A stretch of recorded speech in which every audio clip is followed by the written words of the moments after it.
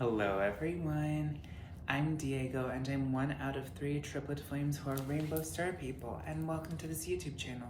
If you haven't yet, please like this video and subscribe to this YouTube channel for more content like this. Today I'm going to be talking about the darker side of telepathy within twin flame and triplet flame connections, as well as quadruplet, quintuplet, and sextuplet flames, and more. So with any kind of flame connection, there is going to be some level of telepathy because you come from the same soul and you're quantumly entangled, and your quantum entanglement transcends space and time. So what you feel will affect what they feel and vice versa. So when we talk about telepathy,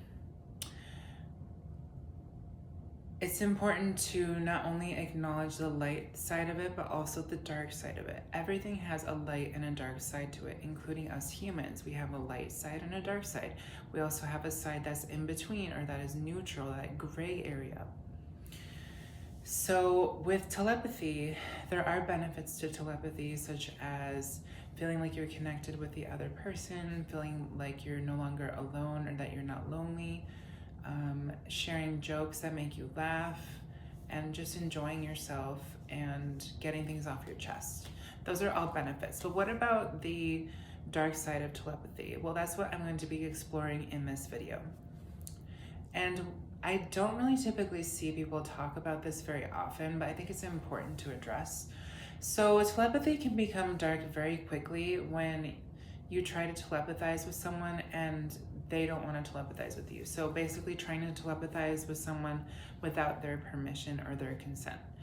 Trying to telepathize with someone without the other person's consent can be very invasive and unwelcome because you're invading that person's headspace and that person's thoughts. And some people want to keep their thoughts to themselves and they don't necessarily want to telepathize with you. And it's very important to respect that person's boundaries and that person's space. Also, another problem that I've encountered is when I agree to telepathize with someone and then we telepathize for a while. This is specifically with my triplet flames. And then I decide, okay, I don't really want to telepathize with anybody anymore. So I'm like, I don't want to telepathize with anyone right now. I'm done telepathizing. And I'm very clear about that. And then they insist upon telepathizing more, or they continue to try to telepathize with me when it already said I don't want to telepathize anymore. That's also a problem because you're stepping over that person's boundaries. Again, another invasive form of telepathy. So not only do you need to ask permission to telepathize, but then when that person doesn't want to telepathize with you anymore, it's important to also respect that person's boundaries when they decide no longer to telepathize with you. Another thing that's important that I want to explore when it comes to telepathy is the assumption that you know every single one of that other person's thoughts. So the thing is, even though you can have a certain level of understanding of what that person may be thinking, it doesn't mean that you know every single thing that that person's thinking, and it doesn't mean that you know exactly what that person is thinking all the time.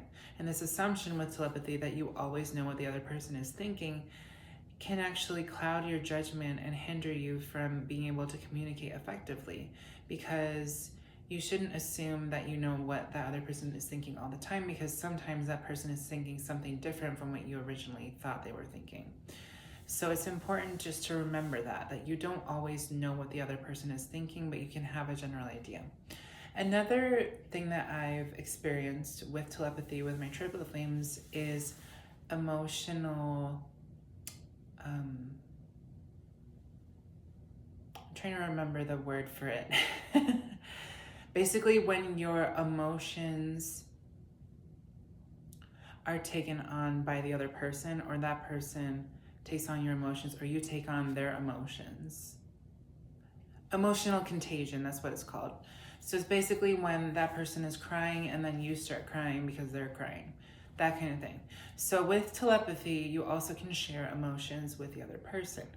And if that other person is distressed, that can cause you to become distressed because you're taking on their emotions. And in doing so, you're actually preventing yourself from being happy. It's important when you telepathize to realize that you can be happy while the other person is sad, or vice versa. They can be happy while you're sad. You don't necessarily have to take on that person's emotions or feel the same exact way, and that is completely okay and valid. You don't have to feel exactly what the other person is feeling all the time, and it can get very dark very quickly, where that person can try to manipulate you emotionally by basically making you feel the way that they feel. So it's important not to let people manipulate you emotionally, and to respect your own emotions and their emotions as well. And you can feel different emotions, and that is completely okay.